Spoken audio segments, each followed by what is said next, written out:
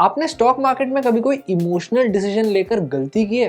100% की होगी। कमेंट करके बताइए आपने ऐसा क्या किया था। मैं आदित्य अयंगार आपका स्वागत करता हूं मास्टर द मार्केट में, एंजल वन की सीरीज जो यहां हर संडे मार्केट के सारे कॉम्प्लेक्स सवालों का सरल भाषा में जवाब देती है। आज का वीडियो शुरू करने से पहले एंजल वन के चैनल को सब्सक्राइब कीजिए और बेल आइकन दबा लीजिए ताकि आप ऐसे हाई वैल्यू वीडियोस मिस ना करें।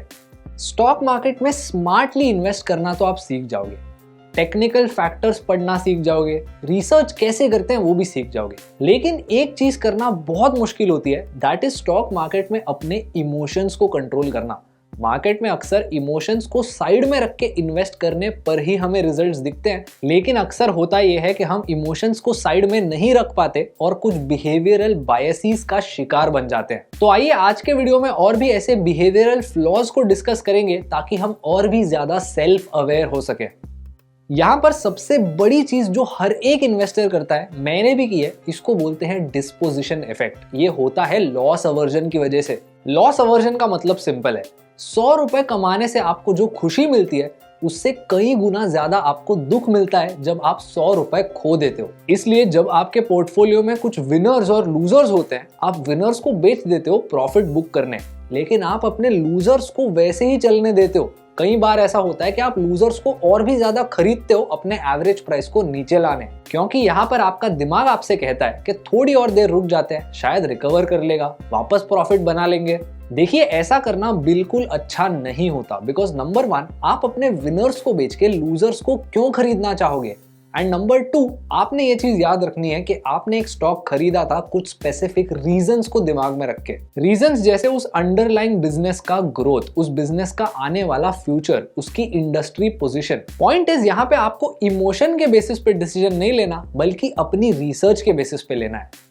दूसरी एक मेजर गलती जो लोग करते हैं वो है अवेलेबिलिटी बायस। एक एग्जांपल देता हूं। मान लो आप एक आईटी कंपनी में काम करते हो, आपने कंपनी की मैनेजमेंट से सुना कि आने वाला क्वार्टर बहुत अच्छा होने वाला है। ये सुनते से आप कंपनी के स्टॉक में एक तगड़ी इन्वेस्टमेंट कर देते हो। यहाँ पर आपके इन्वेस्टमेंट की एनालिसिस नहीं थी, यहाँ पर आपने सिर्फ एक बेसिस पे इन्वेस्टमेंट की, दैट इज इंफॉर्मेशन की अवेलेबिलिटी।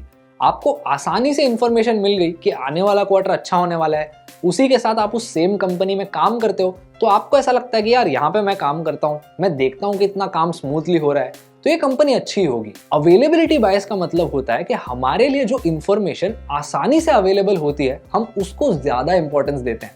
अगर हमारा दिमाग उस इंफॉर्मेशन को आसानी से जल्दी सोच पाया तो मतलब वो इंफॉर्मेशन हमारे लिए सही है। अब यहाँ पे आपने इकोनॉमी के मैक्रो फैक्टर्स को कंसिडर ही नहीं किया, आपने ये देखा ही नहीं कि आईटी सेक्टर कैसे परफॉर्म कर रहा है, आपने ये कंसिडर ही नहीं किया कि आपके कंपनी के कॉम्पिटिटर्स क्या कर रहे हैं, आपने सिर्फ और सिर्फ अवेलेबिलिटी के बेसिस पे इन्वेस्टमेंट कर दी। ये चीज सिर्फ आप जिस कंपनी में काम कर रहे हो वहां पर नहीं होती, बल्कि जब आप बड़ी बड़ी हेडलाइंस देखते हो, आप मार्केट के किसी प्रोमिनेंट इंसान की स्टेटमेंट सुनते हो, तब भी होती है। क्योंकि अक्सर जब स्टॉक मार्केट में एक बड़ी पर्सनालिटी कोई स्टेटमेंट देती है, तब उस स्टेटमेंट को हर एक मीडिया हाउस कवर करती है और ये स्टेटमेंट हमें आसानी से याद आ जाती है। तो हम इस स्टेटमेंट को और उसके पीछे के सेंटिमेंट को ओवरवेट करते हैं और हमारी जो एनालिसिस होती है उसको अंडरवेट करते हैं। इसको कॉम्बैट करने का तरीका भी स्ट्रेट फॉरवर्ड होता है। आपको सिर्फ एनालिसिस ऐसे करनी है जैसे आप किसी भी कंपनी के एनालिसिस करोगे। आपको यहाँ पे अपना पर्सनल बायस या फिर उस इंफॉर्मेशन की अवेलेबिलिटी को आने ही नहीं देना। सिंपल है, अगर मैं इस कंपनी के शेयर में इन्वेस्टमेंट करने वाला हूं तो मेरे पास एक अच्छी बेसिस होनी चाहिए।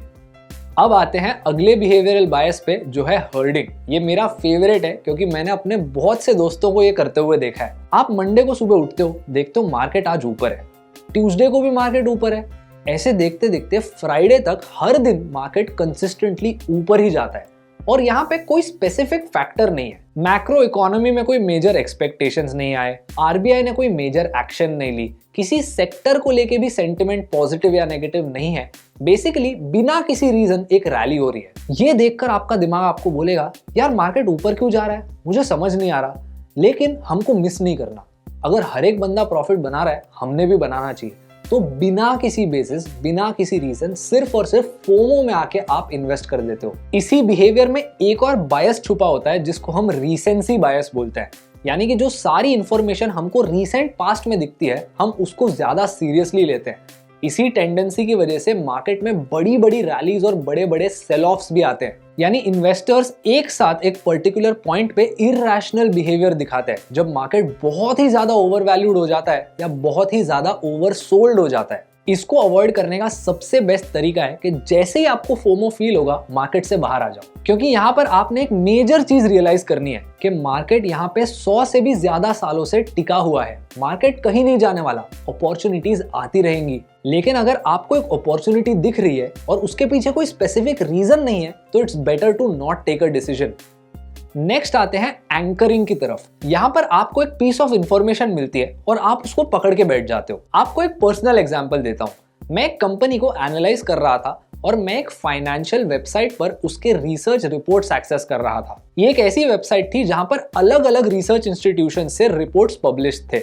इस कंपनी की स्टॉक प्राइस 400 से 450 रुपए के बीच में थी और मैंने जो सबसे पहला रिसर्च रिपोर्ट देखा वहां पर इस कंपनी के लिए एक बाय रेटिंग थी with a 650 rupee price target. यही देख के मैं खुश हो गया कि 650 रुपीज का टारगेट है और करंट स्टॉक प्राइस सिर्फ 400 से 450 के बीच है। इसके बाद हुआ यह कि मेरे दिमाग ने उस बाय रेटिंग पर और 650 वाले नंबर पर एक एंकर लगा दिया। इसका मतलब यह होता है कि मैंने सिर्फ वही रिपोर्ट्स देखे जहां पर प्राइस टारगेट 650 के ऊपर थी, बल्कि वो सारे रिपोर्ट्स जहां पर एक होल्ड या सेल रेटिंग थी इनको मैंने इग्नोर कर दिया। या फिर वो सारे रिपोर्ट्स जहां पर प्राइस टारगेट 650 रुपीज से नीचे था मैंने उनको इतना सीरियसली नहीं लिया। बेसिकली सरल भाषा में मैंने अपना मन बना लिया था कि 650 रुपए इसका प्राइस टारगेट है। एंड ऑब्वियसली ये बिल्कुल अच्छी चीज नहीं है, क्योंकि ये 650 रुपए का प्राइस टारगेट सिर्फ एक रिसर्च इंस्टीट्यूशन ने दिया था। वहां पे बाकी एनालिस्ट क्या कह रहे हैं ये मैंने कंसिडर ही नहीं किया। ऑब्वियसली किसी भी स्टॉक के लिए एक बुल केस होती है और एक बेयर केस भी होती है।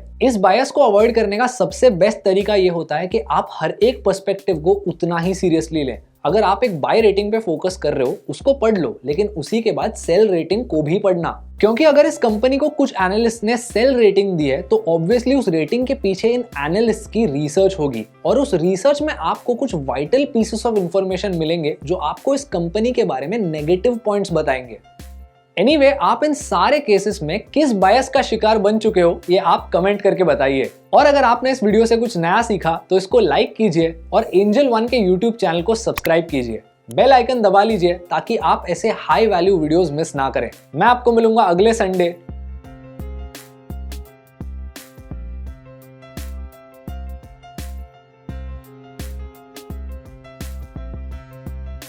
Investments in securities market are subject to market risks. Read all the related documents carefully before investing.